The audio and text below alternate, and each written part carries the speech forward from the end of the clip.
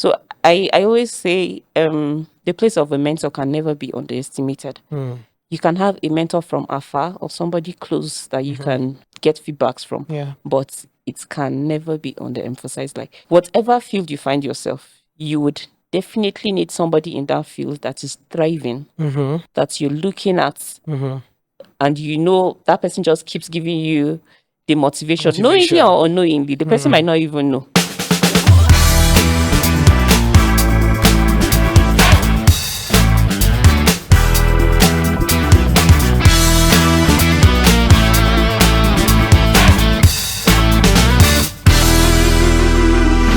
Hi there. It's good to have you here once again. I recently came across a quote by Conrad Hilton, and I thought I should share it with you to start this episode. Success seems to be connected with action. Successful people keep moving. They make mistakes, but they don't quit. It's good to have you here on the Just Start podcast once again. I'm Timothy. Timothy Kunat is my name, and of course, I'm your host at this podcast. And every week, we bring you amazing episodes with thought leaders, business leaders, entrepreneurs from the city of Jos, within the city of Jos. And I'm sure that it has been an amazing experience. I've had a lot of insight, a lot of fun doing this, and I'm sure you have also. Today, I am here with the founder of a leading makeup brand here in Jos. She's put in way over a decade. In fact, it's almost 2 decades, but she doesn't want me to say that. So yeah, I didn't say it, right? So let's just assume that is a decade, even though it's approaching 2 decades. And she's well, I think that anybody who is anybody in Plateau State and in the city of Jos who's a lady, right, has probably had time to be made up and glammed up by this amazing woman. But before I bring you into who she is, you know the drill. You have 4 things to do for me right now. If you have not subscribed, subscribe or follow, like this video, share it with your friends and everybody in your corner, and leave a comment. Let us know what resonates with you. Let us know the things that stand out. Let us know where you're watching from, where you're listening from, and let's build a whole community around this together. All right. So I'm here with the founder of Uzoza Signature. I'm here with the Nafisa Idris-Bello. It is exciting to have you here today. My absolute pleasure. It is an experience, and I'm glad I'm taking this step. Out of your comfort zone. It's pulling me so out of my comfort zone, but I'm glad I'm taking this step, and it is an absolute pleasure being here today. Awesome. Thank you so much. How have you been, and how have things been with you and the business? Well, generally well. I'll always answer that by so far so good. It's unbelievable sometimes, but I'm grateful. I owe it all to God, sincerely. I'm such a God person. So I owe it all to God. It's unbelievably amazing. Great. And I'm really thankful. I'm very big on gratitude. Awesome. So let's I think I should just take you all the way back. Okay. And let's even find out, what does Uzoza mean? Okay. I am Ibira from Kogi State. A lot of people miss I that. would never have guessed. I've had Adamawa, I've had Igbo. Igbo is like the top at the pool there. Okay. Most people think it is from Uzo something. As per Uzo in Igbo, an abbreviation of a name or something.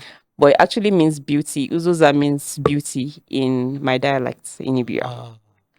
So only people who are Ibira actually get how to pronounce it. And then when they call the first time, they're like, oh, Uzoza. But most people are like, Uzo, how far? I'm like, Uzo from where to where? Okay. Uzoza. Yeah, it means Uzoza. Beauty. It means beauty. It's Uzoza. Okay.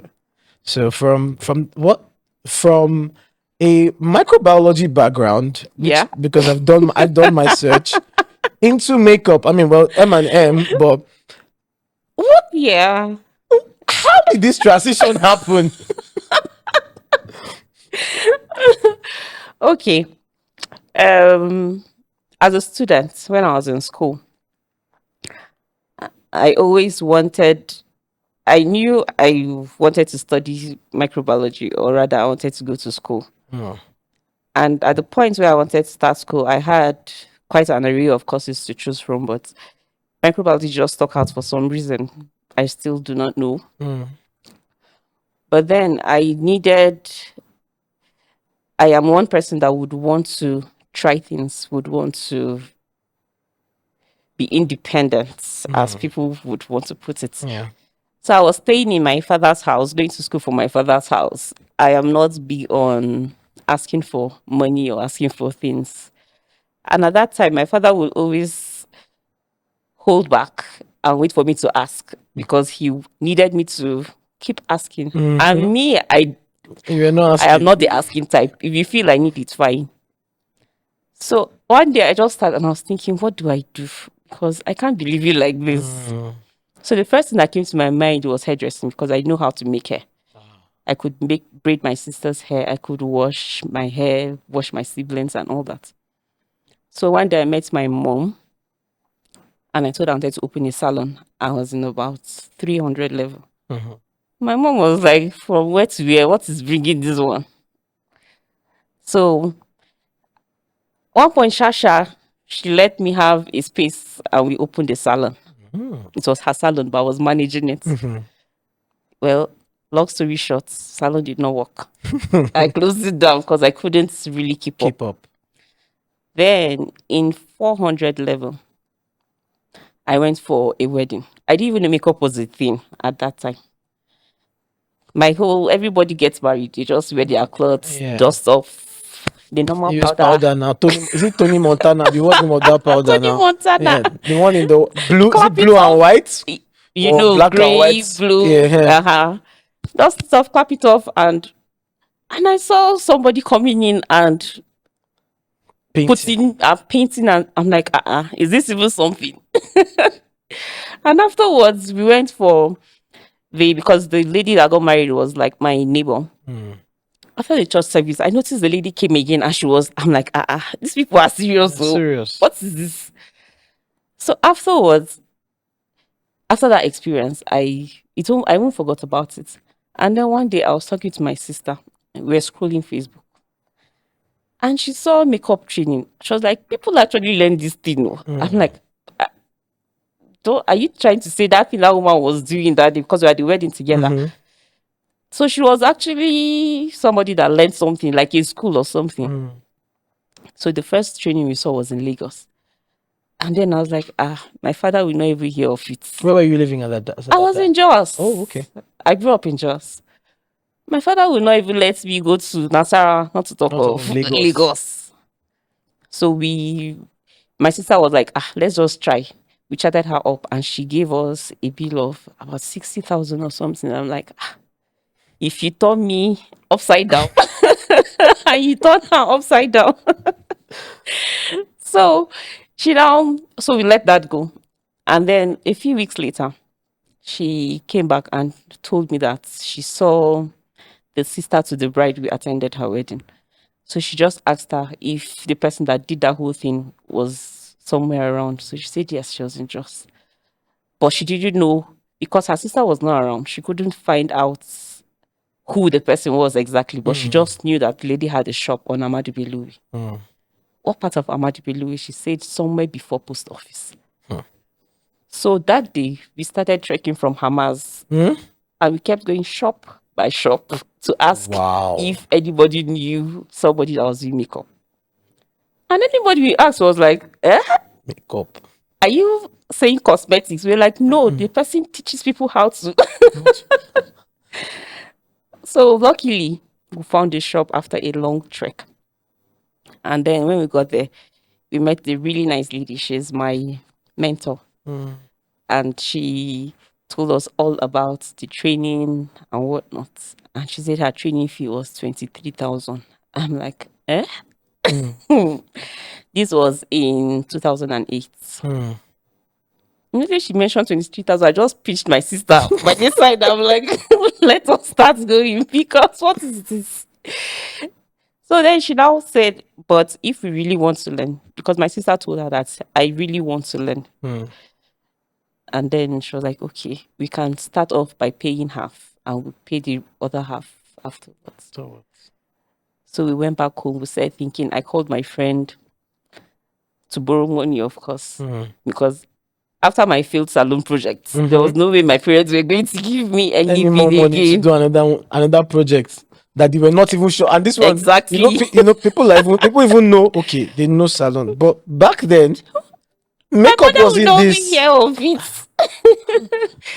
So my friend now came and told me about Al-Qasim, the guy that sells jewelry in Terminus.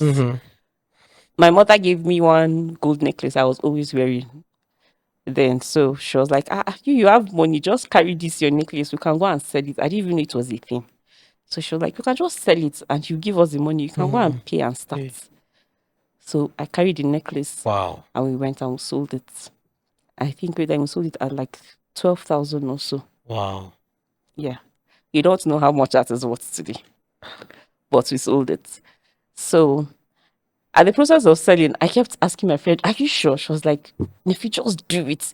Me, I know if you put your mind, you will be able to do it. So you see this thing, but just put your mind. I'm like, this girl is like, you even trust me more than I trust myself.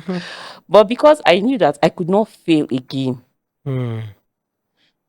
And if I mistakenly come back from that, my parents will not let me hear the last of it. Yeah. So I sold it and I gave my trainer the money.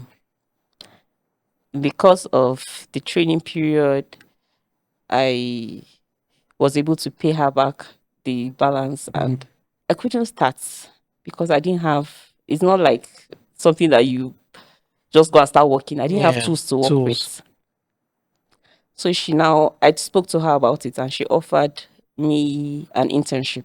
She said I could work instead of being paid. She'd just keep accumulating the money and then give me after a month, after each month, then I would begin to gather my stuffs. And I think at that time, the money I needed to start up was about 40,000 or so to buy a box, brushes, and everything. And at the end of about three months or so, I was able to get off that. The day I got my box, oh God. I'm sure they didn't hear word in the house that day. But my sisters, because I still could not tell my mom. Oh. My mom was totally against it because she convinced my dad to let me do the hairdressing. And it was more like, you have embarrassed me before, you cannot try it again. So there was no way I was even going to. Wow. And I needed to be sure. I needed to be sure. So, yeah. It was not. So most times people don't even believe it. So from this start, where you needed to be sure, you needed to be able to validate whether this is even something that you can build a business out of or not. Yeah. How did you now transition into starting properly? Okay, so I think I'd say I owe the lady I trained from. I owe her a lot because she was a professional. And then the people who came to her and how they felt afterwards, that's what I think that was where my major ginger even came from. Because she had this book where she wrote her bookings in, and then she was always getting booked every weekend. And you begin to see some very high profile people coming in to get their makeup done. I'm like, oh, wow, I can actually turn this into something. Do you get? Even though I was like, among the people that were working for her at the time, I was like the youngest, the lowest self down the ladder. Wow. So I was not even allowed to do people's makeup. I was just carrying things, helping out, and all of that. But she had her vision was palpable. You could feel it. So I was able to tap into it and know that if she could do it, I can too. Yeah. It seems like there is something about working with someone who maybe takes the place of maybe like a mentor Yeah. or a guide or a True. coach Mm-hmm. that refines your vision and the Very direction true. in which you're going in life and gives Mm-hmm. you like a picture, True. a vivid picture of what you've always wanted that maybe you didn't know how to articulate. You might have had the dream, but not the vision to actually get to conceptualize everything in your head. Mm-hmm. But seeing it work out in people's life, Mm-hmm. you'd know it validates Yes. your thoughts. Yes. So it just gives you the extra push. Mm-hmm.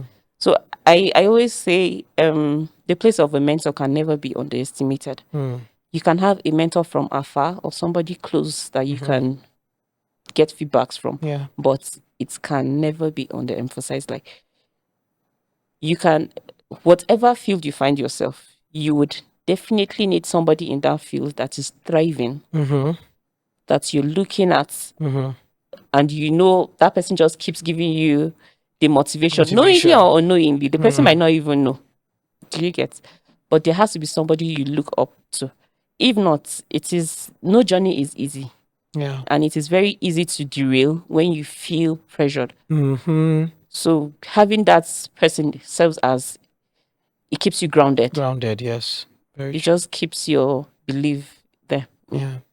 You said when you were with her, Yeah.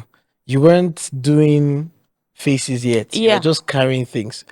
So the very first person that you did the makeup session for, what was it like? Did you test it on maybe one of your sisters at home My before a sister client? My sister suffered. Quite a number of them, in fact, did you have eyebrows at some point? you shaved everything off. Oh my goodness. Because in the process of shaving, the line just keeps going higher. Oh and my then god. So my sister suffered. But then the one I can never forget is the first bride I did. So my boss then, she had several bridal bookings. But at that time, we didn't have a concept of time management that we have now. So she could basically take one bride for a weekend. So she had this bride that really, really needed her to do her makeup. But she was booked already. And the day the lady came, I was practicing on somebody in the studio. So she was like, "Oh, if you don't mind, if you can do it, and if he is good." When she said this, I froze. I'm like, Hot seats. because if you know me, I'm a very comfortable person in my space. So I don't like being thrown into the water just like that. Immediately she said it, I'm like, how? And after the lady was like, "Oh, really? Okay, you should just come by for a trial and see what's going to be done." And she was like, "Fine." After the lady left, I went to her office. I knelt down. I said, "Please." She was like, "What is this?" I'm like, "How?" She's like, "You've seen me do it how many times? You can do it. It's just like doing makeup and any other person." I'm like, "But she's the bride. She's the bride. What if?" She was like, "Nothing is going to happen." Wow. And then I'm like, that makeup, I think I did not breathe for like like I didn't sleep the night before. Oh my. I could feel my heart pound all through. And then when I got she was in cooking headquarters, the bridal lodge. Yeah. I still remember that. Wow. She was in cooking headquarters. And when I got there, I set my box and she came and sat. I held my breath first and I started praying. I'm like, "I don't know how you're going to do it today, God, but just use my hand and do whatever would not disappoint my boss, because these people here, they will beat me." And after everything, she liked it. And she called her and she was so happy. I'm like, okay. It's not that bad after all. Okay. Oh my God. Wow. Yeah. That must, I mean, but then that must have been also a like a pushing you into destiny kind of moment. Oh yes. So in fact, after that time, whenever we go to places, I'm like, I started talking to my boss like a partner. It And I said, boosted your morale. oh wow, there was no stopping me after that. Wow. I just, because it took a lot. If she was present, or if I had a supervision or somebody that was telling me, okay, do it this way, don't do it this way, it would have probably held me back a little. But I was able to execute it with nobody watching. And people were seated on it. My first time doing makeup, my hands will shake when I hold brushes. You would see my brush shaking. Wow. Because I get quite anxious. So I'm like, okay, if I could do that, that means I can begin to even take jobs when she's not around and stuff. So yeah. Amazing. Now, in looking back, Yeah. right? Oh, let me rephrase this. You've grown a whole lot between then and now. Now you do your own trainings, you do a whole lot. A lot of people want to book Uzoza before, and only when you're not available, then they begin to look for other people. Right. How have you built such loyalty to your brand? Coming from where you were to where you are now, have you built this? I mean, people can swear by you. Very true. I've met a lot of. I mean, I don't do, of course, I don't do makeup. I don't need makeup. But I mean, but I've met a lot of women here, and they will swear. They will swear by the brand and say, you know, it is Uzoza or nothing else. How have you gotten such loyalty that people are willing to stake themselves and stake, for you and the brand? Okay, so I'll say at some point somebody told me something. She was like, you don't have anything to prove to anybody but yourself. Prove, as far as you're doing this, and you know this is what you want to do, prove to yourself that you can do it. Let your future self be proud of what you do. Because at the time I was doing makeup, I'm quite big now. I was a very small, tiny girl then. I had a lot of, will I say, odds that was stuck already. So I needed to shock people.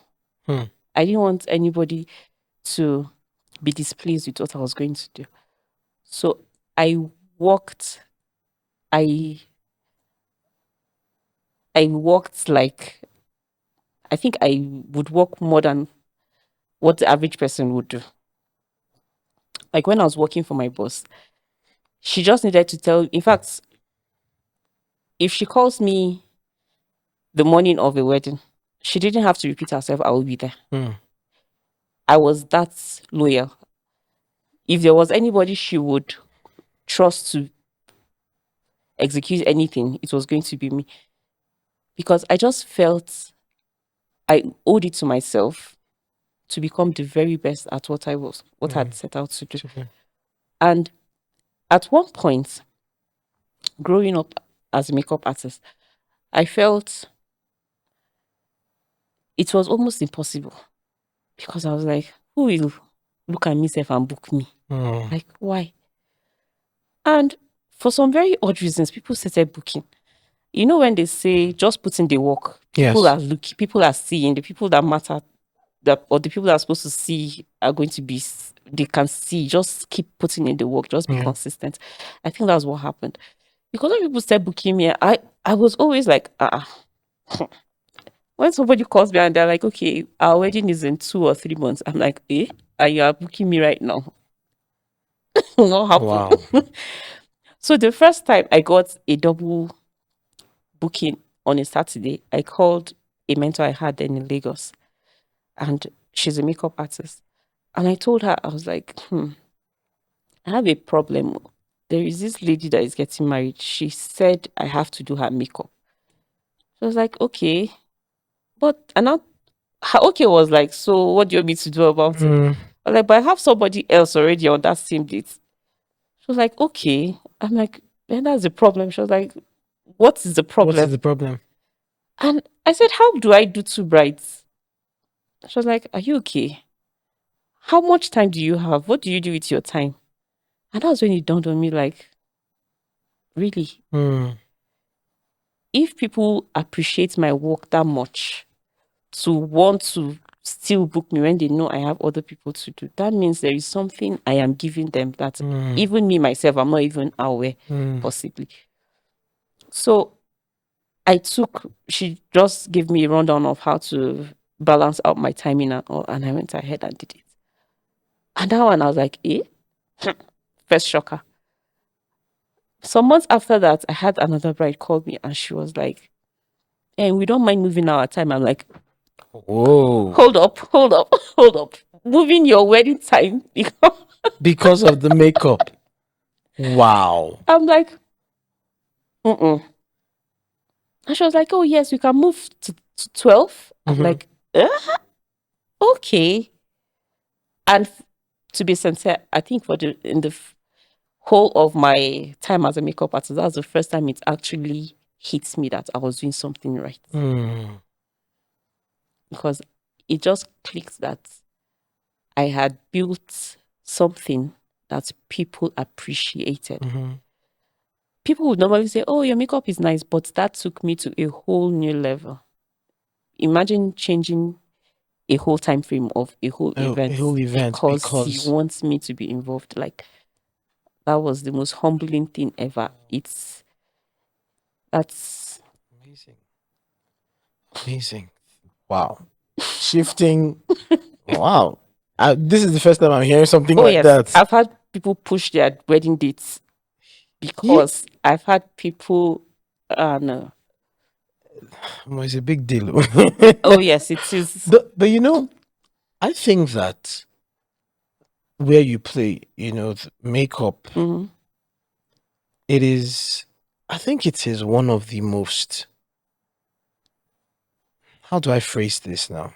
I think it's an intimate work. Yeah. What I mean by that is that people bring themselves to you. Sure. And in that place, you see their strengths and their weaknesses. Very true. You see their vulnerabilities, and probably they even need you to help cover some of those vulnerabilities with your work. How do you handle especially those vulnerabilities, those weaknesses, those moments of, because of, I mean, you Not have just physically. Yes, emotionally too. Yeah. You have the even some of the high and mighty or famous or popular women, when they're in front of you, they're not that high and mighty person any longer. Yeah.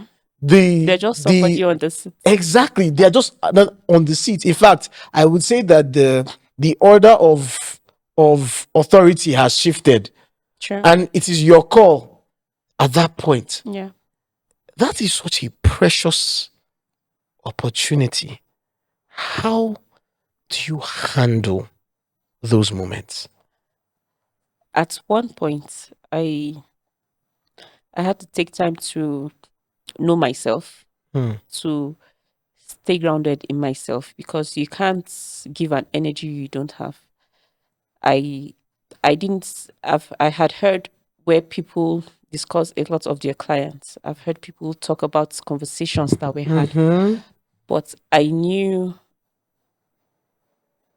I needed people to trust me. I needed people to feel safe around me.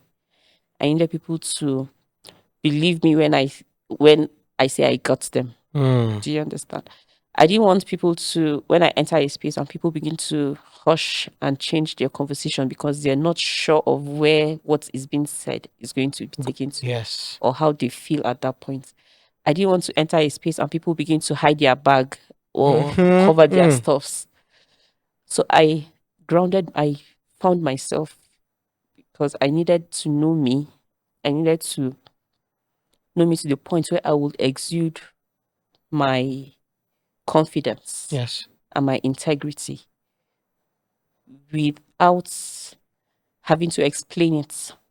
So once you see me, you know there is nothing you have here that would be missing, whether emotionally, physically, or whatever. Yeah.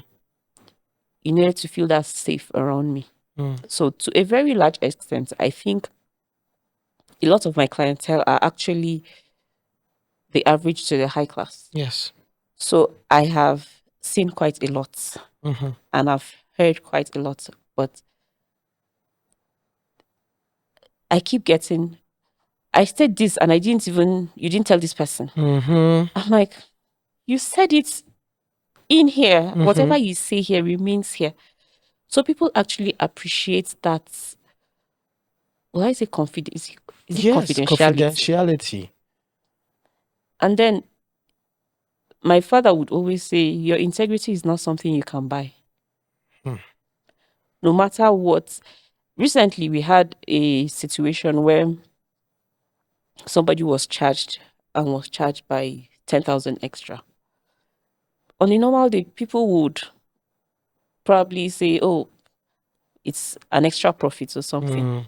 But I had my assistant call the lady and let her understand that she had paid by 10,000. She was like, huh? She was like, yes, your money that was charged was billed you with an extra 10,000. Please send your account details so you can revert it. And the lady was shocked. 10,000 cannot buy my integrity. There is no money that can. But the effect that has had on her is that I can trust this person to the point that I would forget whatever it is and I would get it back.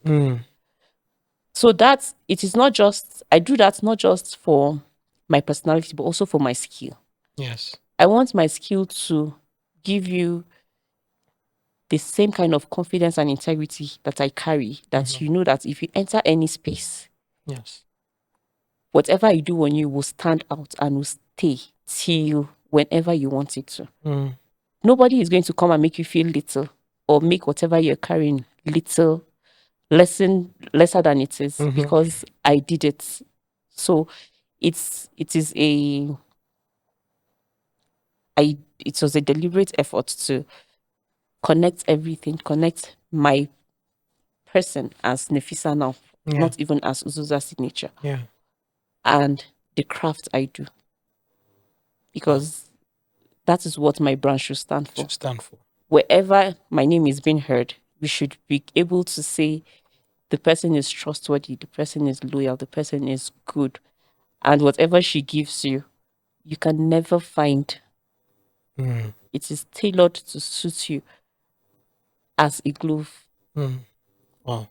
Now, understanding this from your perspective as the founder of the business is one thing. But when you have staff, it's another ball game. True. How do you ensure that your staff are a reflection of the same values and excellence that you uphold? Okay, I'm very careful picking staffs because, just like I said, my what do you call it now? My brand. I've built it from scratch, and I know how much work I've put in. I would rather let money sit on the table or lose that money than put up a staff I cannot trust. Do you understand? Yes. So if my staffs, I've sold my vision to my staffs, I've sold my personality to my staffs. They are a representation of me. And they understand that they're a representation of me wherever they are. A way I would not behave, you cannot do that. If you go to a client's house and you're given a couch to sit, you sit and wait for instructions to move. You can't go to a client's house and begin to scout around. You would never find any of my staffs do that. You would never find my staff gossiping. You would never find, because I don't do it. Like it or not, people pick up on things that they see around them. Very true. So if you as a boss or the head of an organization engage in gossips or engage in sharing or taking information from one place to another, or you believe in delivering substandard quality of services, your staffs will key into that because they would believe it is a normal thing. Yes. But where it is alien to them because they don't see you do it, it will be harder for them to do that. Yes. So I've had to let go of quite a number of people because the moment I am a very intuitive person. The moment I begin to feel it, that you're going to derail at some point, I first of all pull you from servicing people and I keep you in the studio. And I always tell my PA, this person is going to do something stupid really soon. And true to it, it happens every single time. So most times she comes and she was like, how did you know? But that was part of what I got from my grounding experience. I became highly intuitive to the point that if I get a call from a client, just from a call or a text, I can tell if I'm going to have issues or if the person is going to be a difficult person to work with or not. So basically, my staffs know, they know what my brand is about. They have keyed into it. And my doors are very open. If you can't, please just go. Because I would rather have money going than lose what I've worked for. So it's basically, you're saying, creating an atmosphere that breeds only the things that reflect the culture. Exactly, of that brand. Yes, of the brand. So for people who are building brands and employing staff, you have to first reflect what you want them to be.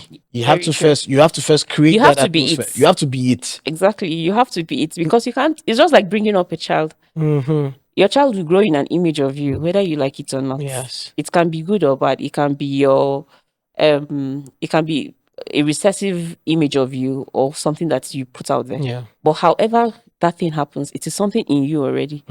So people would. It's the same thing. Yes. They won't go out of status quo. There has to be a meeting point. Yeah. And of course, you're not afraid to also bring discipline where it needs to be brought. So someone is going astray and you say, no, that is not how things are done here. So it's constantly bringing them back to saying, this is the brand we're building. This is what we stand for. And to get to that level, you have to be very involved. Yes. You cannot just delegate and turn a blind eye. You have to be really involved, especially because this business is a personal business. People open their doors and invite you into their homes. Into their their bedroom self. There are clients that, okay, the bedroom, let me explain how that happens. You see, it is I think it's the Japanese that have the culture where they take you in stages. They build trust in stages. I've had people where, when we started, especially high profile clients, we start makeup first at the lobby outside the house. Yes. After a while, you go to the sitting area in the sitting area in the house. In the house. After a while, you go into the living room. After a while, you go into the bedroom. So if somebody is opening that part of them to you, you should be able to conceal all you can. Do you understand? Yes. And you can't let the world of the world, yes, because it happens. You can't let that sway you. If you're not grounded in yourself, you take it for granted. But it is not a thing to be taken for granted. It is an opportunity. It is. In fact, it is like a privilege, because that part of them are parts that people don't see. So if somebody's opening that part to you, you consider it a privilege, and you can't misuse a privilege. You have to appreciate it and be thankful for it and remain there. Amazing. You know, while you were speaking, I remember the very, very interesting quote from the Spider-Man movie. With great power comes great responsibility. Very true. And I think it plays out here quite well, because it's a certain level of power that you have in this, from this skill, that allows people to bring you into their very private quarters. And what you do with that power, it can make or mar them, and it can also make or mar your business. True. And like it or not, it is more of a loss on them. Yes. Because you as a business owner, you might see it as last people will talk and forget. But you can't ruin somebody's personality. Yeah. It is a trust that you should not, it is a point you should not cross. Yeah. Now, you mentioned something, difficult clients. Yeah. How do you deal with the complexity that comes with working with a lot of people, especially difficult clients? Now, I know that some people, a lot of times people do makeup for events, right? Weddings, burials, parties, whatever it is, right? So some people do it for personal stuff. Maybe they have, but now most times it's related to special occasions. Yeah. Now, with special occasions also come pressure. And so I'm asking two things, because one, you would have to deal with third-party pressure. They're going through pressure, so they put the pressure on you. Yes. How do you handle that? And then there's also the part where the client is just, regardless of the pressure, the client is just nasty or difficult. Yeah. How do you also handle those ones? Okay. Two things.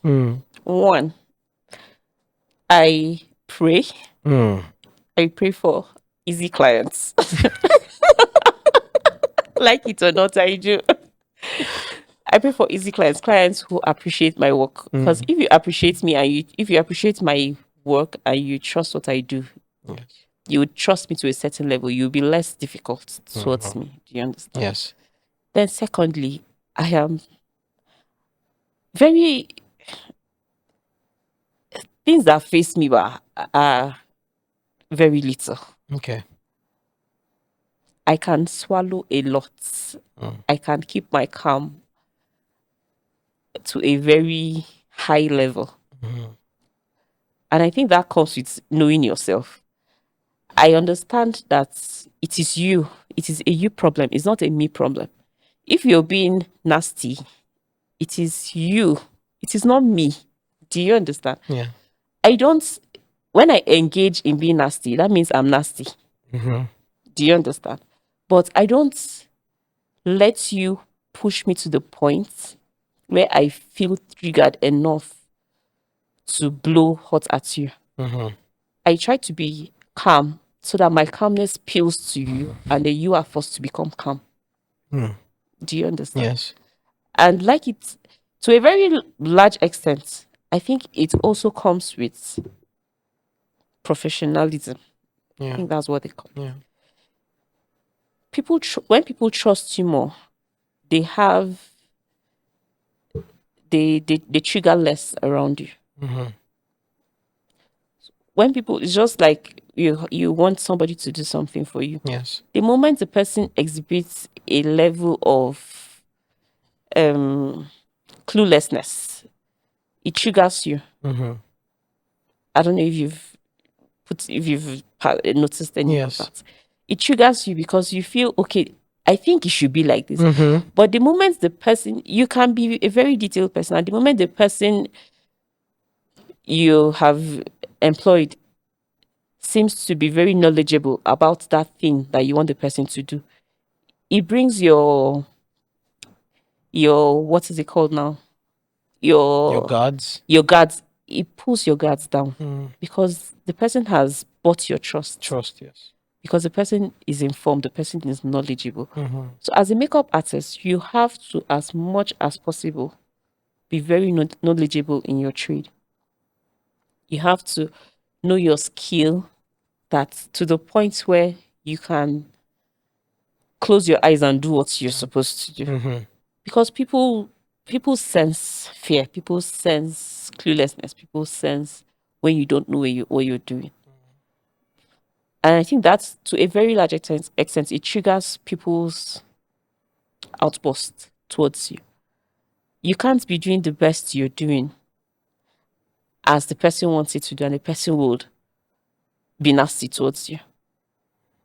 So, to a very, very large extent, I think you should, as a makeup artist, be grounded in yourself, know your trade, and be able to execute perfectly.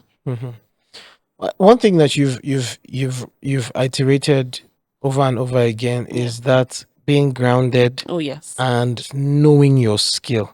Very true. And I realized there's no substitute to it. There's no substitute to it. If you're not extremely skilled and then grounded in yourself, there are many things that will come that you would not be able to handle with the right level of professionalism. I was talking with someone, a particular founder here in the city, and the person was lamenting about a staff that they had, and someone came to do business and then became very vocally abusive, and all of that, and even hit the staff, and then of course the staff didn't take it well, so he also retaliated, and then it became a full-blown fight.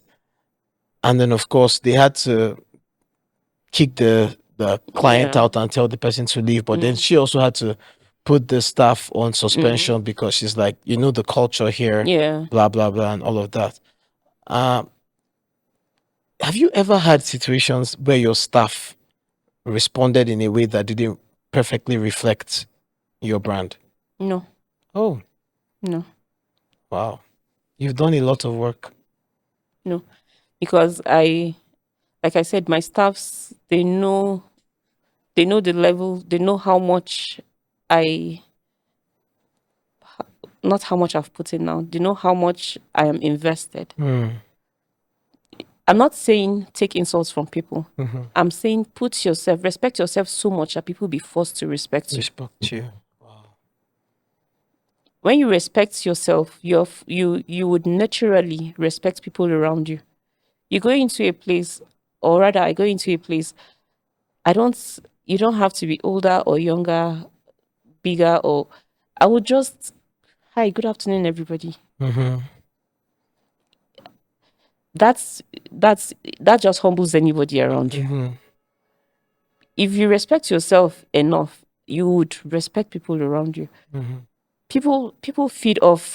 We are Nigerians. Nigerians love respect. Like it or not. Yes, we do. The moment somebody feels respected, the person's guards go down. Yeah. So I've learned that as a makeup artist, just because you are in close contact to people in the service, and it is a service business, it is not something that you offer, you give and go. You are in people's face for at least 30 minutes to 1 hour. You have to be able to respect the person you are standing in front of. Yes. And the person has to feel respected. So if the person does not feel respected enough, the person gets triggered. That's where a lot of outbursts come from. And like my father would say, sorry and thank you. They cause anything. Yes. Yes. Actually, you understand? Yeah. I don't think you would treat anybody with respect and the person will go ahead and be nasty to you. Yeah. It is very rare. Yeah. Did you intentionally define your target market from the start, or did it just happen organically as the business grew? It just happened, though. It just happened. So all the high and mighty that have been coming, there was no strategy to say this is how we're going to target. I didn't have a target market. In fact, my target market at that time were students. I'm serious. I did it. When I started getting calls and people will be like, I'm calling for so and so, I'm like, And very recently, I met a very influential person. And the person was like, oh, I've heard so much about you. I've been looking forward. I'm like, looking forward to who? Oh wow. Because I told you the other day, I'm still struggling to see myself the way some people see Yes. me. Yes. Because in my head, I'm still an upcoming. I'm Mm-hmm. still trying to grow Mm-hmm. something. I'm not. You're not. You don't I'm, think you're there yet. I'm not there yet. I'm Mm-hmm. still trying to grow something. So when people tell me things like that, I'm like, huh? So let me tell you a short story. There Yeah. was in my days where I was starting makeup. There was this photographer. He was a really big deal in just then, and my boss had just finished makeup on the bride then, and she stepped out. So I was waiting for. I was actually packing up her stuffs, and the photographer now came in, and he needed to take a picture. If you've seen brides albums, you see where somebody was holding a brush. Yes. And then the photographer now entered and he was like, "Oh, where's the makeup artist?" I said, "Oh, she's just stepped out." So he said, "Okay, he needs to take her." He was actually talking to the bride, not me, in fact. So I just answered that. And the way he answered, I knew more like he directed the question back to the bride. The bride. So I knew I was not supposed to be in that conversation. So he told her that he just needed her to pretend brush the bride's face. So she was like, "Oh, okay." She was like, "And if you just hold the brush." So innocently, I just picked up a brush and I held it to the bride's face. And the photographer just turned. I was like, "Huh?" I'm like, "Oh no, not you, move." I'm like, Oh. so the bride was like, "No, she's just going to." He was like, "No, I don't want you in this shot." I'm like, Whoa. like that's for me at that time, it shook my confidence. I'm like, oh wow. But I don't even I don't even know. you don't know how to react to that. Wow. Okay.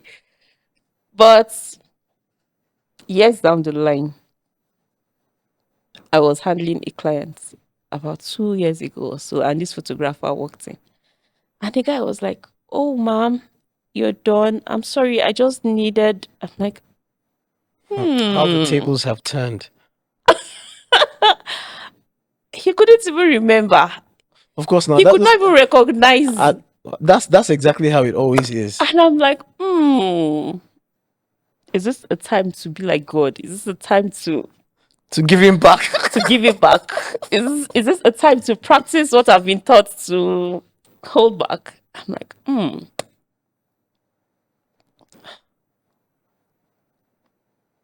yeah.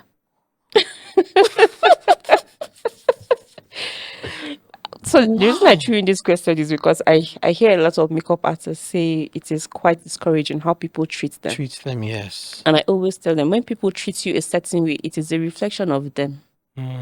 It's not of It's you. not of you. People treat you how they think. They don't treat you how they want to be treated. It is your responsibility to know yourself and to treat people how you want people to treat you. And I just, for that question, for the guy, I thought, oh, sure, that's fine. And I did what he wanted.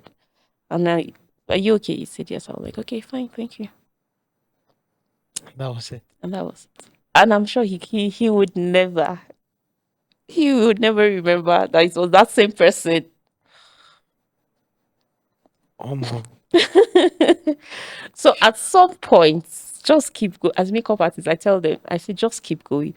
You see, when somebody treats you in a way that you think it is demeaning today, don't let that should be a push for you. In fact, if it means you saying because of that thing that person did, I'm going to do it. If that is what you need to push you, go ahead. But make sure you are never treated like that again. Because if you become really good, if you become who you are set to become, that person will never talk to you like that. Yeah.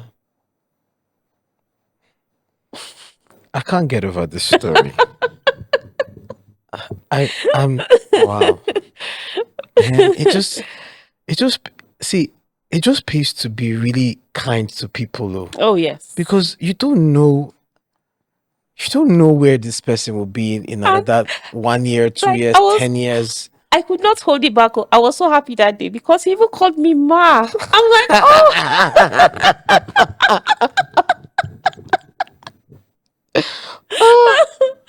I'm like, from the shush to Ma. I'm like, oh. Wow. But okay. Wow. Okay. So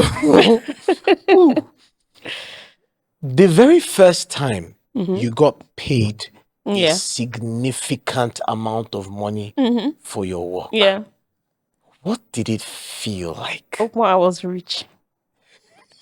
There was nothing anybody was going to tell me. And that was, I had this bride in Kano. And I charged her, I was going for 3 days. The house I wedded, it spans for a number of days. So I was charging her 20,000 naira to go to Kano for each day. And that was 60K. 60K.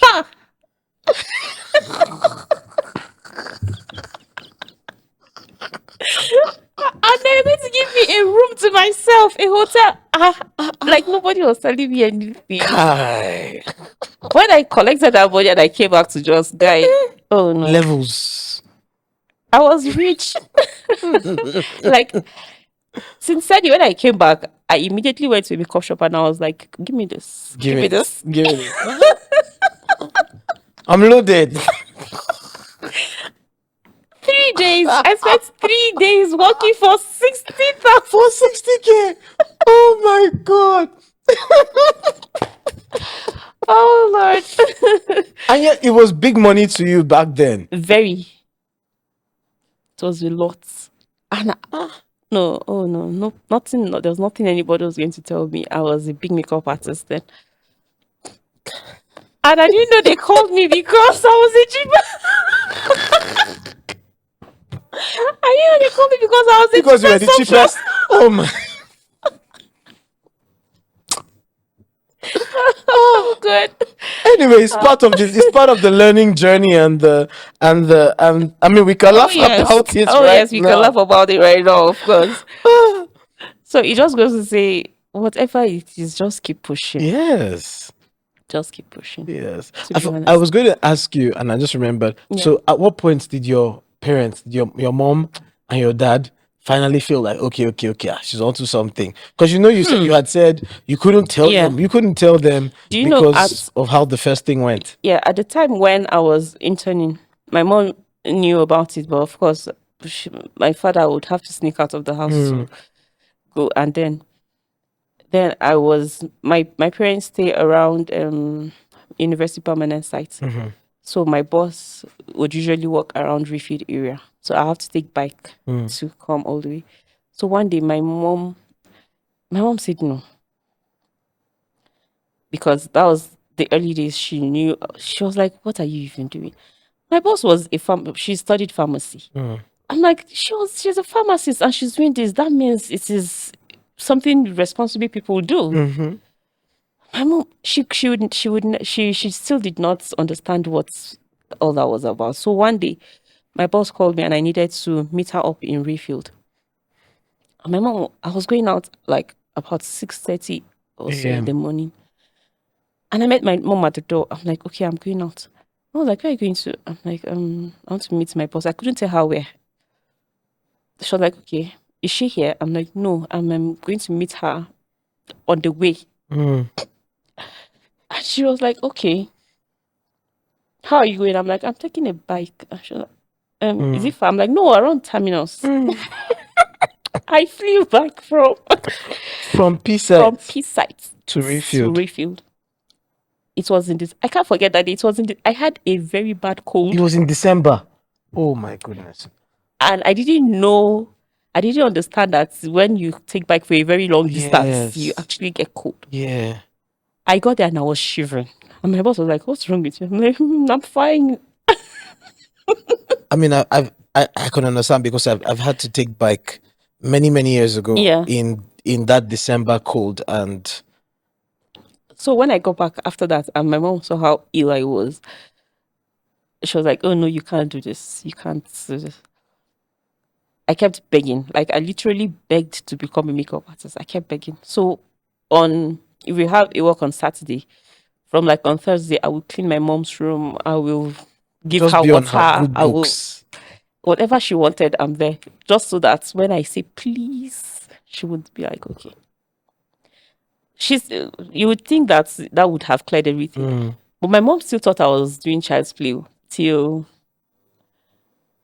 one day she was talking about getting something, and it was about, I think, in the realm of 500,000 thereabout. I was like, okay, let me borrow you. And she was like, huh? Borrow me from where? Borrow me from where? I'm like, I'm working. Like, come. Like, you're working what? I'm like, I get paid. Like, so people actually pay you something. That was when it's clicked. And then she told my dad, and then my dad was like, oh, okay. It is actually a proper business. So my mom will casually now come and tell me, okay, I think you should get a job, an office proper job. And I'll be like, okay, like where? What is the salary going to be like and all? And one time she told me that I could get a work in federal government, federal secretariat or something. And I was going to be paid like 80,000. I'm like, 80. I'm like, mommy, I was married then. I was married and she spoke to my husband. And my husband told me, and he was like, I couldn't reply your mom, but I think you should actually have a conversation with her so she understands. Yeah. And I'm like, I went to my husband, and my husband was like, I think you have to understand her scope of work. That was how he put it. And I'm like, mommy, I actually can earn that in a few hours. In fact, way more than that, Seth. So up until, let's say, 2018, before my mom actually understood that this is actually what this girl wants to do. It took a very long time. Long time. I know. Long time. And I think she just kept waiting. They basically just kept waiting, like it's going to be a phase. And then you outgrow it. Yeah. And then start looking for, then you will now look for a real job. A real job. You see this real job perspective, especially for people who are in the creative industry. Everywhere from fashion to the arts to music, all of that. Even now with content creators and all of this, you know, it's almost like, and I don't blame a lot of our parents because, you know, from the generation that they're coming from, you have to have a place where you wake up early in the morning and go to and then come back in the evening and earn at the end of and then earn at the end of the month. So that you are carrying phone up and down and you say you are working. No, it doesn't make a whole lot of sense to them. You are carrying brush, you are painting people's faces. Yeah. When we were doing our own wedding, we just rub use, I would say put pomade. Yeah. Or you know, and just draw 2 lines on the eyebrows and you're ready to marry. And then they're paying you this much. Yeah. Like, so a lot of our parents, you know, don't get it. And I see that that many young people, this is a major problem. A problem of trying to convince their parents that this is not a phase. Yeah. It's not something I'm doing because there's a word like yarantaka. To while away time. You know. Oh, like, yes, yaranta. You're just like it's just childish. You're just doing it as per. Yeah. You know, you're just being childish. Where you will soon grow out and realize when the bills begin to come. When life hits you, then you realize that something better. And then I remember there was a young boy I was talking with, and his mom was trying to get him to get a job. And as at that time, he was already earning like 400K per month. Yeah. Doing graphics design for a few clients. His mom didn't even know. Right? And so we're talking, you know, recently. He was telling me, my mother does not know that I'm making this much. I think you can't force them out of it. Yes. You just need to keep at it. And just keep trying your best to be sure, to make sure that you don't give them the satisfaction. Mm-hmm. Because if you give them that satisfaction, you're done You're for. done. No. You're done. Don't give them the satisfaction to say I told you so. Yes. So let that propel you. Mm-hmm. Let that. And most times when they begin to see results, actually, it's results that are some of the greatest ways to is the greatest way to convince them. Last year, my dad went for a wedding, and the bride came from the UK. And when he was at the wedding, I did the bride's makeup, but of course he didn't know that I did the makeup because we don't live together. So when he got to the wedding, he now called me. I was like, I just needed to ask, did you do so and so person's makeup? I'm like, oh yes, she was my bride today. Like, okay, thank you. And then I went to see him later in the evening, and he was like, you don't know what happened today. You know that bride came from the UK, right? I'm like, yeah, she booked me months before she came. Like, I was telling them my daughter was the one. I was telling them it was my daughter. I love that moment when it becomes bragging rights. And I'm looking at him, I'm like, I was like, I had to call to confirm. So that. But I know most of the brides that come from the UK, you are the one that do them. So I'm like, oh God. So like it makes me so happy now. Because my mom goes out and then she's like, people were just saying hi to me because they say that she went to the bank one time and the lady just came out like, oh hi ma'am, yeah, so person's mom. And she was like, you know how parents can be. No. And she was like, and I didn't know the first time it happened, she was like, I didn't know you're that popular. I didn't know you're that popular. I was like, what were you thinking? So like it was justified. It justified the entire process. The days of begging to leave the house, flying bike from P-side to Rayfield in December cold. Yeah, it is totally like I tell my sisters now. I'm like, I might have sold my necklace to start, but I can buy that necklace over and over right now. Without blinking, and I will totally do it again. If I were to make that choice, I took that time, I would take the same choice, and I would. Amazing. Do you have something that you consider like the biggest challenge that you've ever faced, or biggest quote unquote failure, right, that you've faced since you started? I think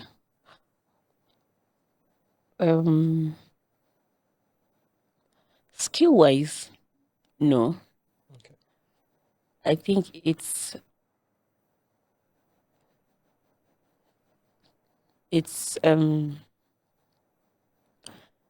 meeting people at their point of needs. I genuinely want people to feel really good after they've got their makeup done. So like that is what I tend to battle with. I try to make you feel good. I know it is not my responsibility. I know it is not on me to make you feel good, but I want you to pay happily. I want you to be happy. So it is actually a dicey place when you want to force somebody's emotions or make somebody feel a certain way because you want the person to feel that way, not because this person is necessarily feeling that way. So I think my challenge is actually getting people to feel that. Yeah. Okay. Wow. Amazing. So I think the final question I would ask, or maybe I'll just put the two of them together in one breath, would be what currently keeps you going and staying ahead of the game? How do you or better still, how do you stay ahead of the game, ahead of the industry as an industry leader? That's the first one. And then the second one will be what are your plans for the near future? Okay. What keeps me ahead? Skill-wise, I, as much as possible, try to learn. I'm constantly training. I'm constantly trying to get better. I've never been at a point where I feel I've done enough. Yes. I want the brides I'm going to have this weekend to be better than what I did last weekend. So when people see what I did this weekend, they want to book me because of this weekend, not because of last weekend.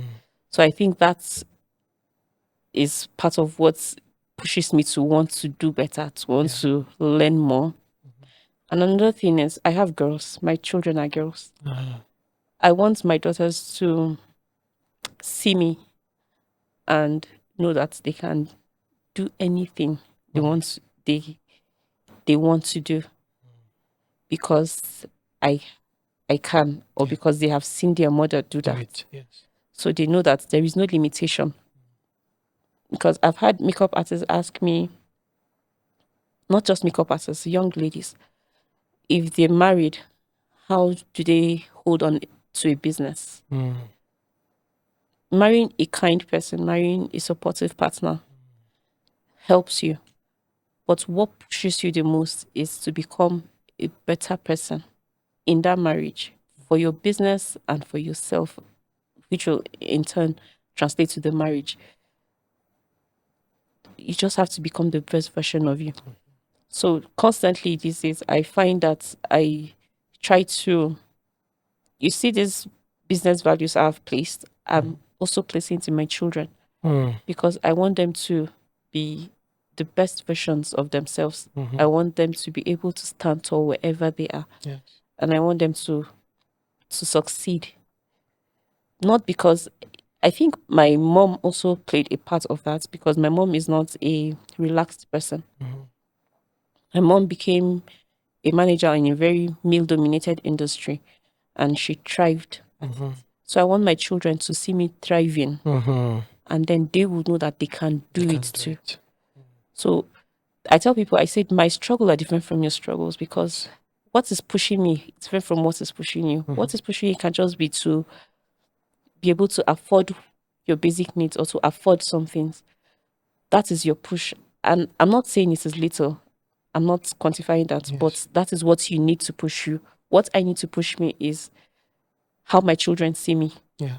I want, whenever they say I'm so and so's child, they don't say it they don't shy away from it. It should be a pride for them. So that's, to a very large extent, pushes me to become better. Yeah. That's deep. I wish we had time to go into the family conversation, maybe some other time, because you said some things that I find very important. Marrying a kind person. Oh yes. Someone who buys into your vision and to your dream and is willing to walk with you. Somebody that sees you, somebody that knows that your dreams are valid and is able to help you, hold you through it. Yeah. And then your daughters, leaving a legacy behind to say you can just be anything that your heart sets out to be. Exactly. And because at the end of the day, to have even if you leave money, if it finishes, money will but finish. there are things that you build and they just try, they grow from there. Yeah. It doesn't have to even be money. Yeah. Fantastic. And the last part was future plans. Future plans for Uzoza. I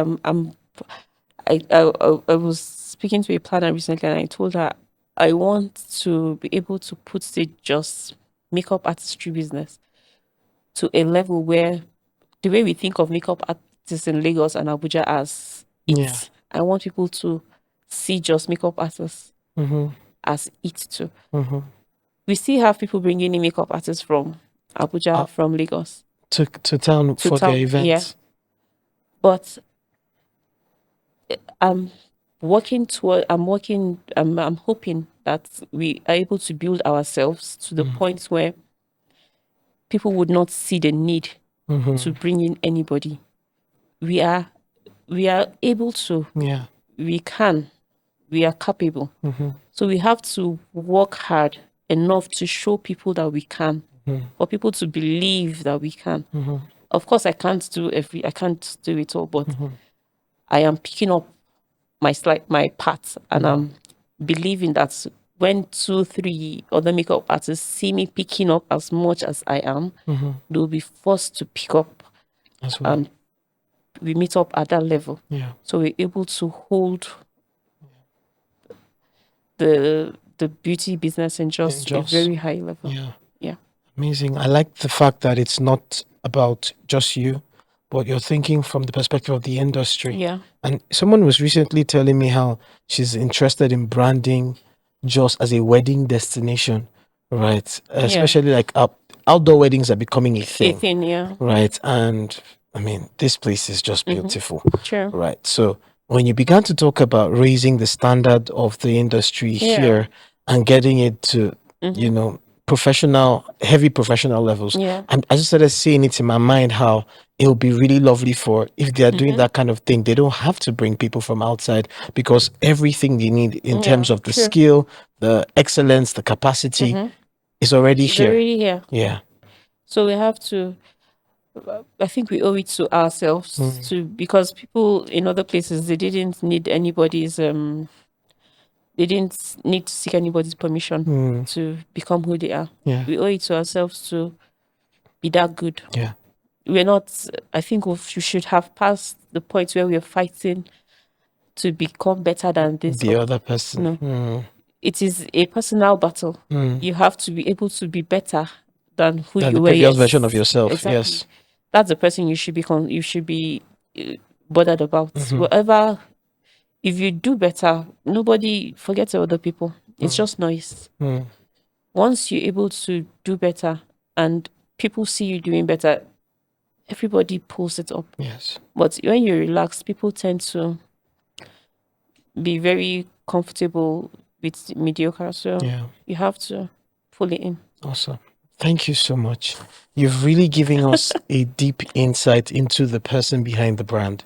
And I hope so. Yes, I totally believe it, because and probably this is going to be the longest anybody or a lot of people who have known you or known the brand but not in a personal way have heard you speak. Yeah. And I'm grateful that I have that privilege.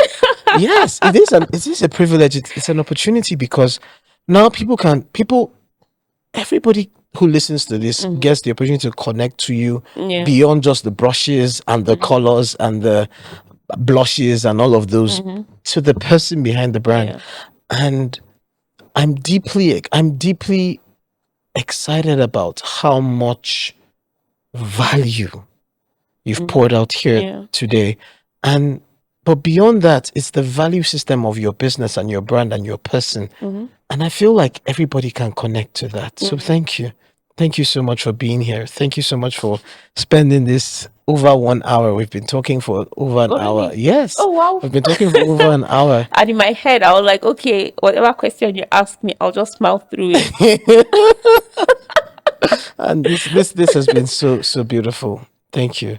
You're welcome. Thank you so much. I really do hope Thank that you for having me. Thank you for giving me a comfortable space to speak and to talk. Hopefully, this will be the beginning of many. Many, yeah. I think we should, or rather, I should do more talking, so I'm able to mentor people more. I'm able to help people find their footing. Yes. Because it can be a very lonely journey. I know I had a very lonely journey, but everybody doesn't have to pass through what I passed through. So people's journey can be easier and better. Yes. Sure. Amazing. Thank you so much. And thank you so much for joining us. It's been a beautiful time. Like I always say, I think you will need to go back and listen to it. Don't listen to it once. Listen to it like 5 times, right? Have a watch party, if you will. Get your friends, family members, enemies, everybody. Sit down. I mean, even your this is highly recommended for everybody in the beauty space in Jos, and even outside Plateau State right now, because the things that she said are not just specific to here. There are things that you can common journey. Yes, common journey, across different parts, especially if you're in Nigeria. There's so many gems here that you need to take and go and break down and see how you can apply to yourself. But I would always leave you with this: you have everything you need around you, no matter how small you think it is, and you know the drill. Just start. Just start. You can never, it will never be perfect at the beginning. It will never be, everything will never be speak and span. You know, you will never have all the money that you need to do everything that you've always wanted to do. But where you are is good enough to start. All right. And I'm rooting for you. I'm really rooting for you. I'm looking forward to seeing the amazing things that you do. Just start. I'll see you at the next episode. Do take care.